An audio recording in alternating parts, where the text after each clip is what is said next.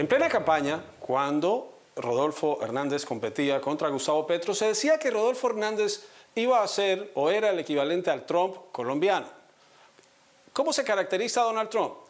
Donald Trump se victimiza, insulta, descalifica, hace acusaciones sin ningún tipo de sustento. Es parte de su mensaje político.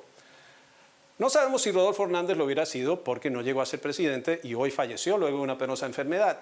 Pero quien sí están dando señales de un patrón similar al de Donald Trump es el actual presidente de Colombia, Gustavo Petro. Escuchen estas declaraciones este fin de semana para que entiendan por qué. Los mismos que hoy hipócritamente hablan de Venezuela y de dictaduras allá, multiplicado por 3 lo hicieron en Colombia hace 3 años. Hipócritas, ven dictadores afuera, pero no ven su propia dictadura y su propia podredumbre adentro. Bueno, los jóvenes que protestan allá, pero malos los jóvenes que protestan acá, las periodistas del poder, las muñecas de la mafia, construyeron la tesis del terrorismo en la protesta y la criminalización del derecho genuino a protestar y a decir ¡basta! Pero si el gobierno de Iván Duque era una dictadura, como asegura el presidente Petro, entonces ¿cómo hizo Petro para ganar las elecciones y asumir la presidencia en una transición pacífica del poder? Porque, por ejemplo, él hacía referencia y parecía defender al gobierno de Nicolás Maduro. Allí hubo elecciones el 28 de julio, Maduro se declaró ganador, no ha mostrado las actas y numerosos organismos internacionales dicen que esas elecciones no fueron creíbles ni cumplieron con los estándares internacionales. Además, descalificó a las periodistas colombianas hablando de unas presuntas muñecas de la mafia. Vamos a hablar sobre estos temas con una periodista colombiana. Nos acompaña desde Bogotá María Jimena Duzán, de larga trayectoria y conductora de A Fondo, un podcast que ustedes pueden escuchar en diferentes plataformas. María Jimena, gracias por acompañarnos. Se da esta controversia en medio del fallecimiento de Rodolfo Hernández. Para quienes no conocen Colombia, ¿qué tan significativa es la figura de Rodolfo Hernández y su fallecimiento en este momento? Bueno, muchas gracias, Juan Carlos. Es importantísima en el fondo porque fue una figura muy extraña que llegó en un momento dado a la política colombiana. Realmente era un empresario que nunca se había metido como tal a la política, había pasado pues por la gobernación, la alcaldía de Bucaramanga, pero realmente hizo una campaña sobre la base del TikTok. Fue nuestro Bukele, de alguna manera, pero no tenía la garra de ser el Bukele y más bien era un, un candidato muy pintoresco, diría yo, que ni siquiera fue ideológicamente muy a la derecha, sino que más bien reemplazó el vacío que tiene la derecha colombiana, ¿no es verdad?, en este momento, para enfrentarle a un candidato que estaba surgiendo y que por primera vez tenía que ver con la izquierda que llegaba al poder. Pero más bien él reemplazó o de alguna manera rellenó ese vacío que está teniendo la derecha colombiana, que después de Álvaro Uribe, realmente después de Duque, pues no ha tenido ejemplares importantes.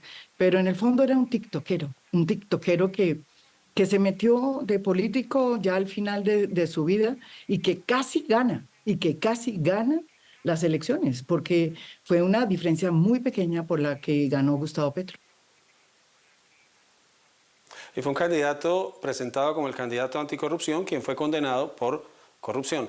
Ahora, muñecas de la mafia, que un presidente se refiera así a las periodistas de Colombia, sin presentar ningún tipo de evidencia ni de pruebas, descalifica a un grupo, generaliza, lanza aspersiones. ¿Qué revela eso del momento que se está viviendo? ¿Y es necesario hacer una defensa de las periodistas en Colombia ante ese tipo de afirmación? Pues mire, nosotros nos estamos acostumbrando a que los discursos del presidente Petro son discursos cada vez más delirantes. Esa comparación que hace con el régimen de Maduro, que es un régimen dictatorial que se robó unas elecciones, con lo que pasó aquí con Duque.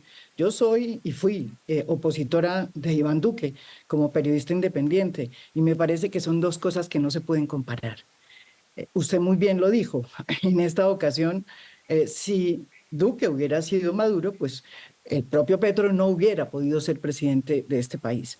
Pero lo que sucede con Gustavo Petro es que desde que llegó al poder ha mantenido un lenguaje discriminatorio y estigmatizador contra todas las mujeres y sobre todo contra las periodistas colombianas. Eso ha sido su caballito de batalla y eso demuestra un talante no solo, no solo muy poco, digamos, conciliador, sino un talante realmente que yo no le conocía a Gustavo Petro. Y ha sorprendido a muchísimas periodistas porque en Colombia las periodistas, y no solamente las periodistas mujeres, el periodismo en Colombia ha sido un periodismo que se ha enfrentado a la mafia, mucho más que al señor Gustavo Petro, que soy presidente de Colombia. Muchas somos los periodistas que nos hemos enfrentado de verdad a los carteles, de verdad a la fuerza del narcotráfico, y decir que somos muñecas de la mafia es realmente un insulto. Que yo pienso que no hay que ponerle tantas bolas, pero sí por lo menos decir que es un presidente que delira, y eso es muy peligroso para la democracia de un país. Mencionaba usted discursos delirantes. Aquí de Trump se habla de discursos incoherentes.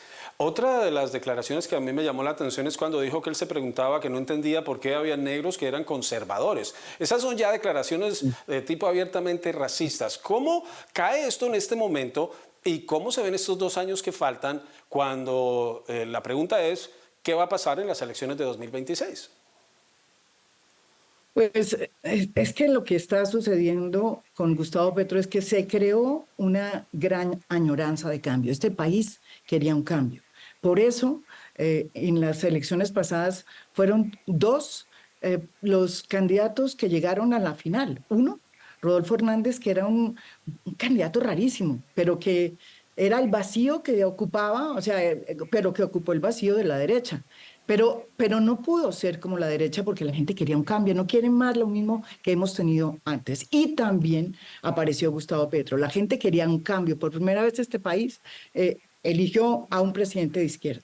¿Y qué ha pasado en estos 2 años? Pues que esa añoranza se ha convertido en frustración, porque Gustavo Petro es un tipo que se la pasa, un presidente que se la pasa echando discursos, este tipo de discursos, en los que dice una cantidad de cosas, alebresta a todo el mundo, pero en el fondo, cuando va a gobernar, no gobierna, porque no tiene método, porque la gente que lo rodea es una gente que está más pendiente de cómo sacar provecho para sus bolsillos en lugar de poner realmente el esfuerzo de sacar adelante todos los proyectos de cambio que, según Gustavo Petro, iba a traer su gobierno. Entonces, yo diría que en estos 2 años, si bien es cierto, se crearon unas grandes añoranzas, lo que ha pasado es que todo lo que hemos visto de Gustavo Petro es muy parecido a lo que hizo la derecha, el centro y todos los políticos tradicionales de Colombia. En materia de corrupción es lo mismo, en materia de digamos, relación con las comunidades y en relación con la forma como se hace política, es muy parecido. Yo diría que para las próximas elecciones, no diría que es muy difícil decir qué va a pasar, pero yo creo que Gustavo Petro mantiene un 35% de su electorado, son 7 millones de votos, eso no es nada despreciable, y que al centro y a la derecha le va a tocar encontrar su camino. ¿Qué pasa en la derecha? Pues que la derecha sigue en crisis y hay solamente una candidata que yo siempre la nombro y cada vez que la nombro produce también toda clase de escozores. Se llama Vicky Dávila y es periodista. Ella puntea y es la única que puntea realmente bien dentro de la derecha, pero en el centro está otra mujer Claudia López, que fue alcaldesa de Bogotá. Ella es una candidata que tiene pues una oportunidad también en esta ocasión, en las próximas elecciones del 2026. ¿Qué vaya a pasar con esos tres escenarios? Pues todo está por verse. Pero yo no creo que Gustavo Petro pueda terminar imponiendo un candidato de izquierda.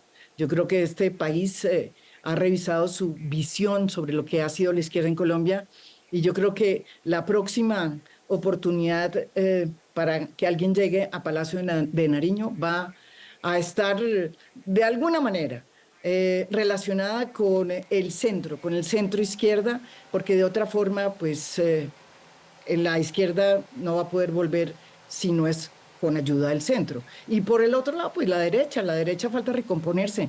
Desde que a Uribe, el expresidente, le abrieron un proceso aquí en Colombia, se quedó la derecha sin su líder natural.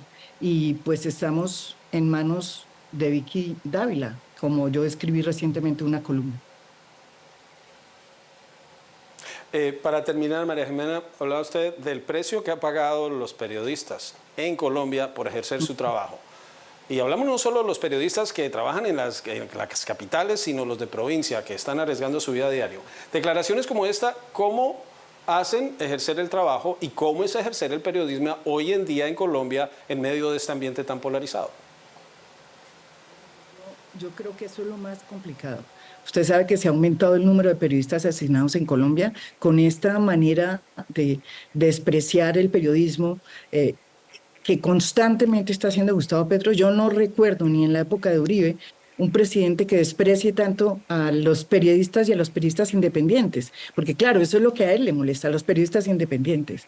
Y eso es tremendo en los territorios de Colombia. Están volviendo a asesinar periodistas. Eso le hemos dicho al presidente a través de la FLIP, que es una fundación para la libertad de prensa. Hubo recientemente una reunión con el presidente Gustavo Petro. Él se comprometió, dizque, a trancar su lengua y a cerrar la boca. Hubo una reunión hace poco entre el presidente y la Fundación para la Libertad de Prensa, que protege precisamente la libertad de expresión en Colombia, debido a las constantes críticas y señalamientos y estigmatizaciones que tiene, sobre todo para periodistas, mujeres, el presidente Gustavo Petro. Él se comprometió a no seguir haciendo lo que está haciendo hoy,